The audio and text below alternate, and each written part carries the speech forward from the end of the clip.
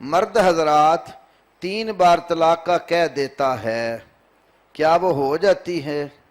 لکھنے والا بھی کوئی بہت سادہ ہے، چلو بہرحال ایک ہی مجلس میں 3 بار اگر کلمہ طلاق کہہ دے تو وہ ایک طلاق واقع ہو جاتی ہے۔ صحیح مسلم میں عبداللہ ابن عباس رضی اللہ تعالی عنہ کی معروف حدیث ہے، کانت طلاق علی عہد رسول اللہ صلی اللہ علیہ وسلم و ابی بکر و سنتین من خلافت عمر طلاق الثلاث واحدہ۔ رسول اللہ صلی اللہ علیہ وسلم کے زمانے میں، ابو بکر صدیق کے زمانے میں اور حضرت عمر کی خلافت کے ابتدائی 2 سالوں میں طلاق 3 جو دی جاتی ہیں یہ ایک شمار ہوتی تھی۔ پھر حضرت عمر کے زمانے میں لوگوں نے اس میں جلد بازی شروع کر دی۔ حضرت عمر نے کہا ان الناس قد استعجلوا فی امر کانت لهم فیہ عنات،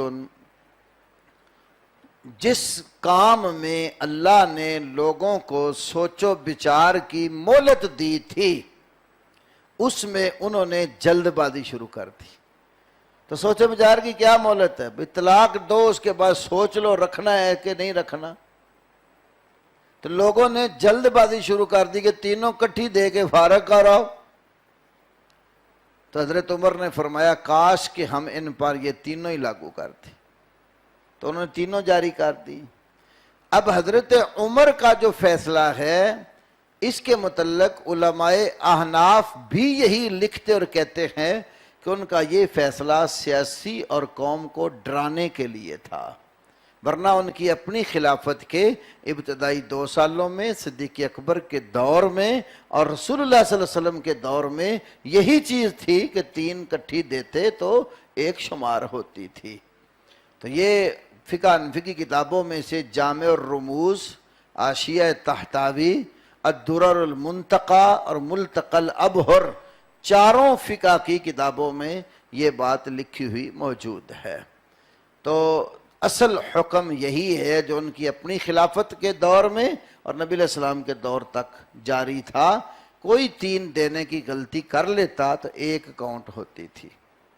اور ہمارے ملک میں بھی یہی قانون رائج۔ اگر کوئی آدمی طلاق دیتا ہے نا جس کی رجسٹرڈ ہوتی ہے تو وہ یونین کونسل میں بھیجتا ہے، تو کونسل والے پھر 3 الگ الگ وقفوں پر 3 نوٹس بھیجتے ہیں۔